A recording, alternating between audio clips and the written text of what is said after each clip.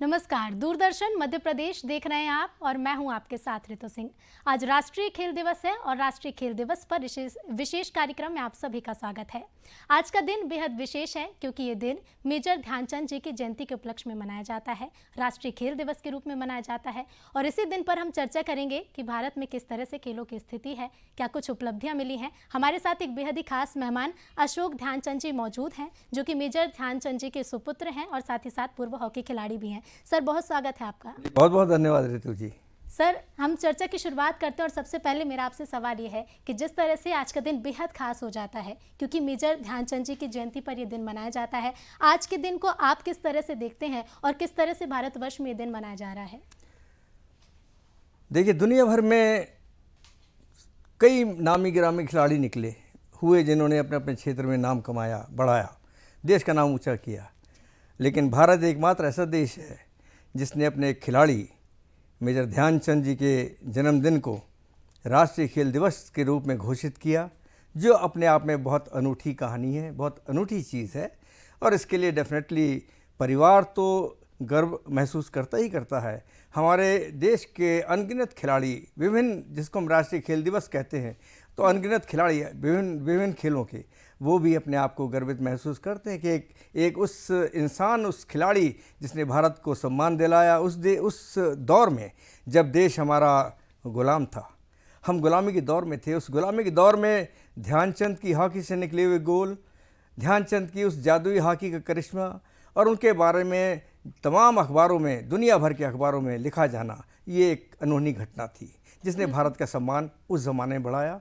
और डेफिनेटली आज़ादी के उस दौर में जब गांधी जी लड़ रहे थे और सारा देश आज़ादी के लिए था, ध्यानचंद जी की ये हिटलर या 1936 का ओलंपिक जिसमें जीत हासिल की, ये अपने आप में एक ऐसी घटना रही जिसने देश को और देश के नौजवानों को एक नई स्फूर्ति दी, एक नई जान दी। जी बिल्कुल, एक नई जान तो दी ही और साथ ही साथ ये दिन ही है जब हर खिलाड़ी अपनी खेल गतिविधियों को याद करता है, साथ ही साथ दूसरों को भी प्रेरणा देता है कि कैसे वो खेल से जुड़ सकते हैं। हम आपकी प्रेरणा जानना चाहेंगे कि वो कौन सी प्रेरणा थी जो प्रेरणा लेकर आप उन्हें खेलों में प्रवेश किया, हॉकी में प्रवेश किया? कहते हैं ना कि जब घर का जो माहौल है, एटमॉस्फेरिक सराउंडिंग्स आपकी हैं, वो अगर हॉकी के खेल से जुड़ी ही रही हों, तो डेफिनेटली जब मेरी आँख खुली या मैंने होश संभाला तो मेरे घर में ध्यानचंद दादा को मिलने वालों का तांता लगा हुआ था। कई तमाम लोग आते थे मिलने के लिए, उनके हस्ताक्षर लेने के लिए, अखबारों में उनकी कहानियाँ निकलती थी। तो वो जिज्ञासा बस जो मेरे अंदर एक अनुभूति जागी, उसने मेरे हाथ में छोटी सी हॉकी पकड़ाई। और ये मेरठ की घटना, जहाँ मेरा जन्म हुआ था मेरठ में, तो वो घटना के बाद फिर हॉकी एक ऐसा अभिन्न अंग बन गई कि उसको खेले बिना या उससे प्रैक्टिस किए बिना कुछ हो ही नहीं सकता था। तो धीरे धीरे वो एक जुनून का जिसने रूप लिया। एक बात इसमें और कहूँगा मैं कि ध्यानचंद ये चाहते थे कि हाँ, एक शौकिया तौर पर आप खेल रहे हो, प्रैक्टिस कर रहे हो अपने जिस्मानी तरीके के लिए, लेकिन इसको कैरियर बनाने का इसके अंदर कोई जरिया नहीं था उस ज़माने में कि आप खेल को लेकर कोई अपना जीवन यापन कर सकते थे। क्योंकि ध्यानचंद एक सिपाही के रूप में आर्मी में भर्ती हुए थे, बिल्कुल रॉ। और उसके बाद बाले तिवारी साहब जो उनके ट्रेनर थे, एक दिन उन्होंने ध्यानचंद को बुलाया और ये कहा, ध्यानचंद तुम हॉकी बहुत अच्छा खेलते हो लेकिन तुम ड्रिबलिंग ज़्यादा करते हो। अगर तुम ड्रिबलिंग रोक दोगे और टीम के साथ मिलजुल कर खेलोगे तो तुम दुनिया में इतिहास बना दोगे। और वो चीज़ बाले तिवारी साहब जो उनके इंचार्ज थे, वो थपकियाँ उनकी ध्यानचंद ने अपने गिठाने में बांधी और उसके बाद प्रैक्टिस करना शुरू की।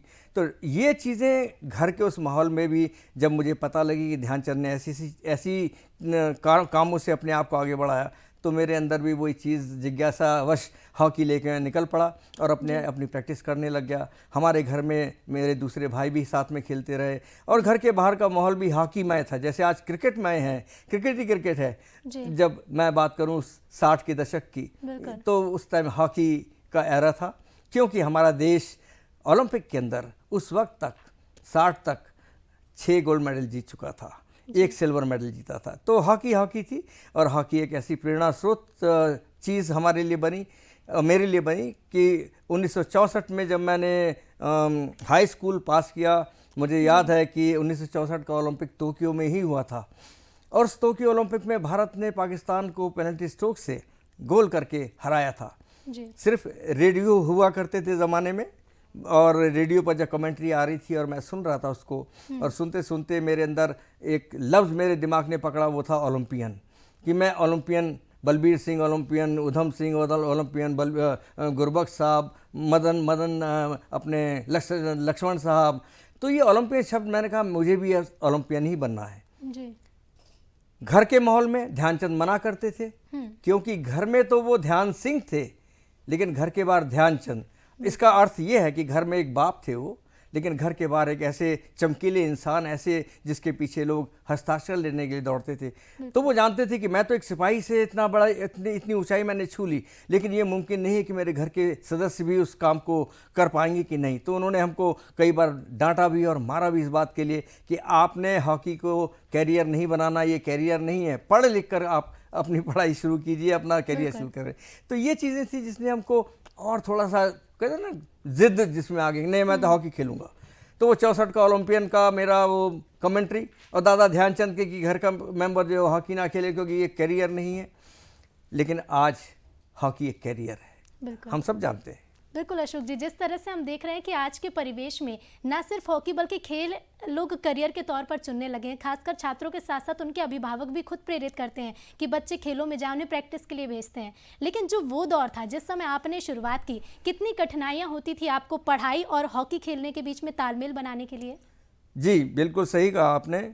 लेकिन उस वक्त की पढ़ाई जो हमारी एक बड़ी, मैं तो बड़ी रोचक, अच्छी, और हमारे जो अध्यापक गण होते थे वो भी लर्नर होते थे, विद्वान होते थे, और वो छोटी सी बात में बड़ी बात कह जाते थे।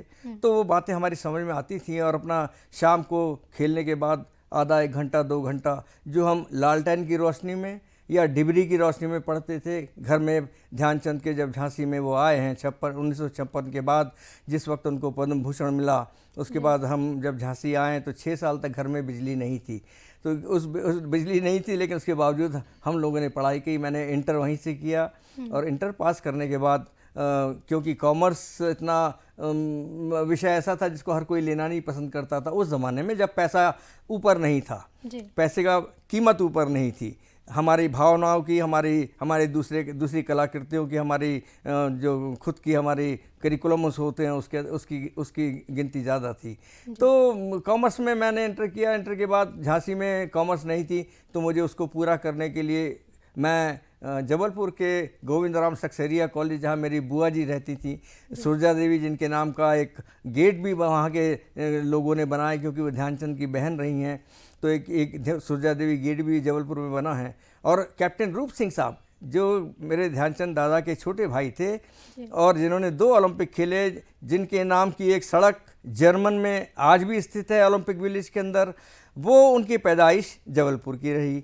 तो जबलपुर से नाता वो था। तो मैं जबलपुर जब गया हूँ तो 10 दिन के बाद मेरा दिल उचट गया और मैंने कहा मैं यहाँ रह के नहीं पढ़ सकता, पहली बार घर से बाहर निकलना।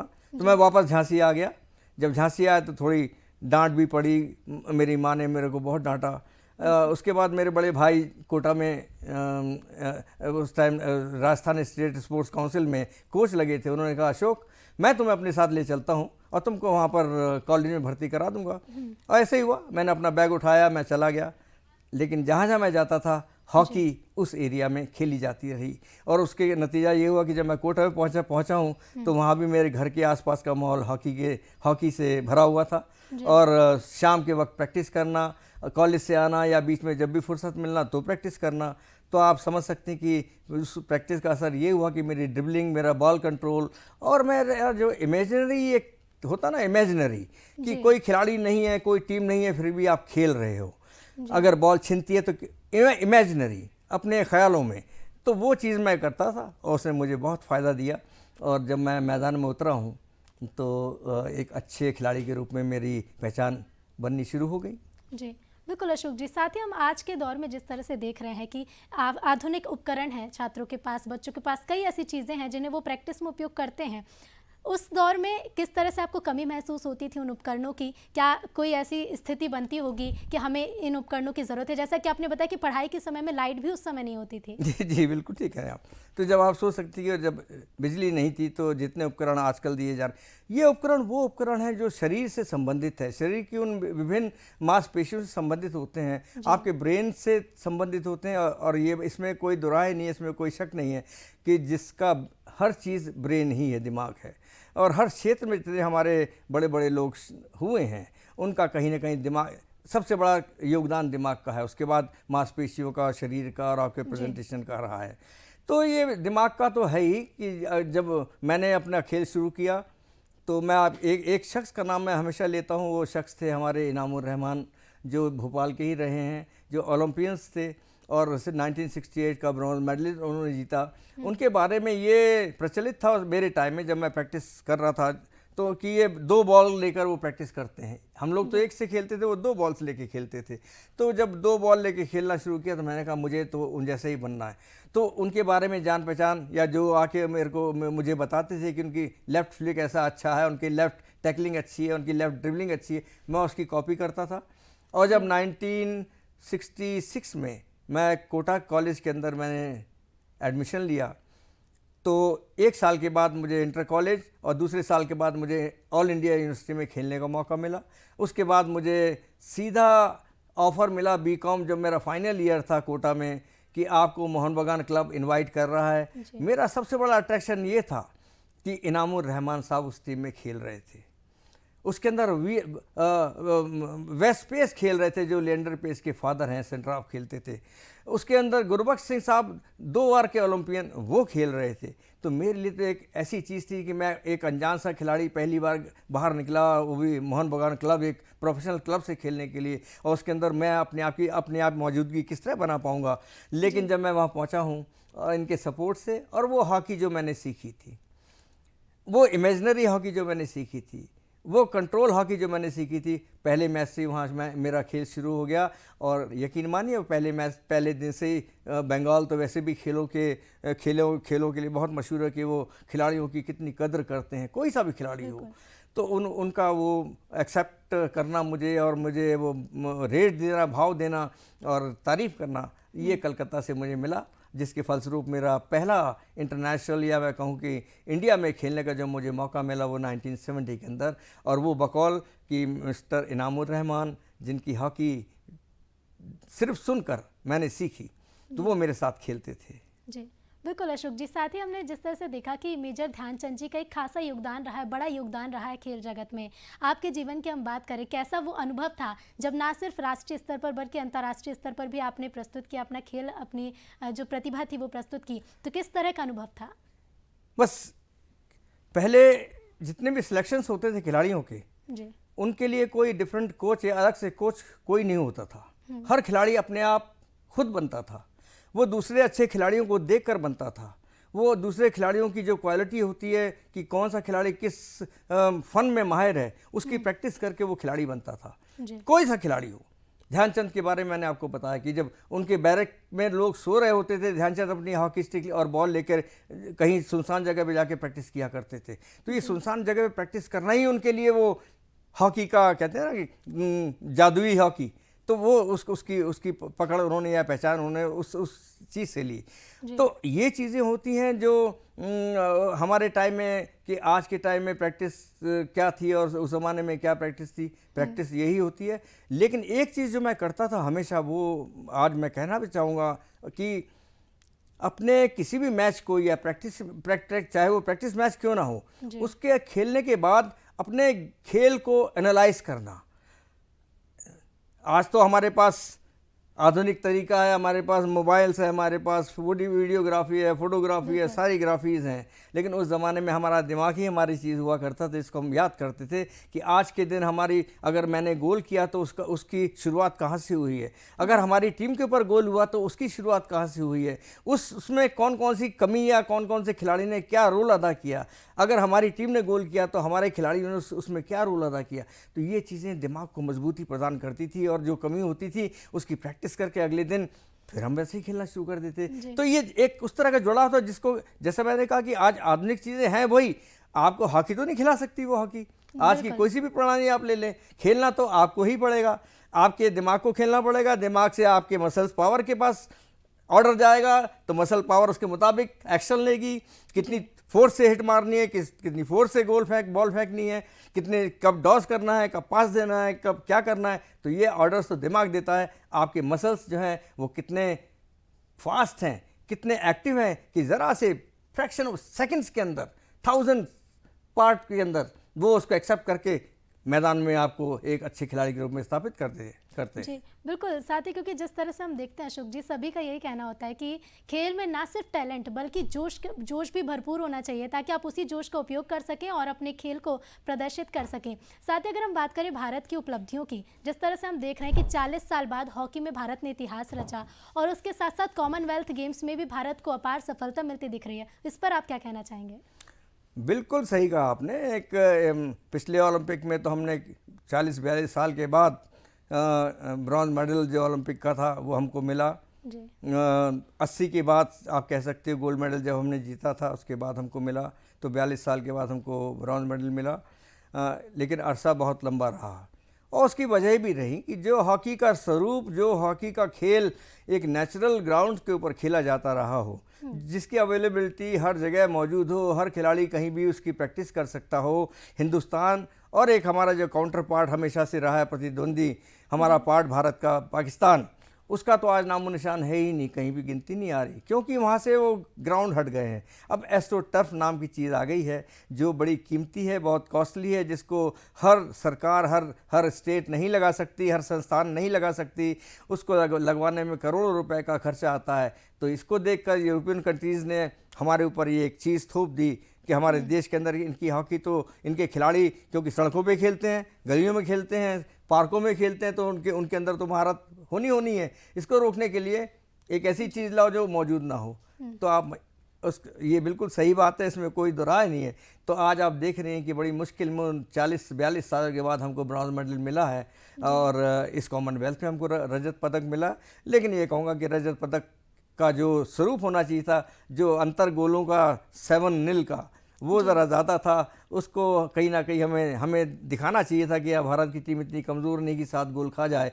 बहरहाल मेडल होते हैं, गोल की गिनती तो भूल जाएंगे हम। तो देश की जो मेडलों की गिनती है उसमें भारत ने अपने आप को शामिल किया रजत पदक पाके इस कॉमनवेल्थ में। और ये खुशी भी इसलिए भी ज़ाहिर है कि आज हमारे खिलाड़ी दुनिया भर के हॉकी की टीमों को ले तो हमारी टीम एक बड़ी संतुलित टीम है, एक बड़ी जिसका आप जिक्र कर रहे थे आप, अपने मनोबल में बड़ी अच्छी है, वो उसका मनोबल हाई है, खिलाड़ी अच्छे निकल रहे हैं, खेलने वाले अच्छे हैं। तो जब इतनी अच्छा कोऑर्डिनेशन टीम का होता है तो उसको रिजल्ट तो मिलना ही है, जैसा भारत को मिल रहे हैं। और सबसे बड़ी बात जो मैं कहूँगा, पिछले ओलंपिक में जो मैंने नोट किया, जो हमारे वक्त में ऐसा नहीं था, पैम्परिंग, पीठ पे थपकी देना। मैं आपको छोटा सा एक वाक़या बताऊंगा कि मैं 1967-68 में बिजनौर में खेलने गया था। छोटे छोटे टूर्नामेंट होते हैं, ऑल इंडिया टूर्नामेंट में खेलने गया और जिसका फाइनल था, हमारे क्लब की टीम थी छोटी सी, पहुंचते पहुंचते अच्छा खेलते हुए हम फाइनल में पहुंचे। जब फाइनल में पहुंचे तो महान खिलाड़ी श्री केडी सिंह बाबू साहब, कुंवर दिग्विजय सिंह बाबू, जिनकी बरसी अभी इस साल में ही कंप्लीट हुई है, जिन्होंने 1952 का हेलसिंकी ओलंपिक के अंदर गोल्ड मेडल हासिल किया था कप्तान के रूप में, और एक स्पेशल अवार्ड भी उनको मिला था। वो उस मैच को देखने आए थे। ये मैं आपको पैम्परिंग की बात बता रहा हूँ। तो वो जब देखने आए, उन्होंने मेरा खेल देखा, इंटरवल में मुझे बुलाया, क्या नाम है? मैंने कहा अशोक कुमार। बहुत अच्छा खेलते हो, तुम ध्यानचंद के बेटे हो? मैंने कहा हाँ, और प्रैक्टिस करो। तो देखिए उस बच्चे के अंदर जो मैं एक छोटा सा मेरा दिमाग, मेरा खेल का एरिया था, लेकिन उनकी इन बातों ने मेरे अंदर वो एक आग सी भर दी कि इतने बड़े खिलाड़ी ने मेरी तारीफ करी। वही चीज़ पिछले ओलंपिक में आपने नोट करी होगी, नरेंद्र मोदी जी ने अपने खिलाड़ियों के साथ इंटरेक्शन किया।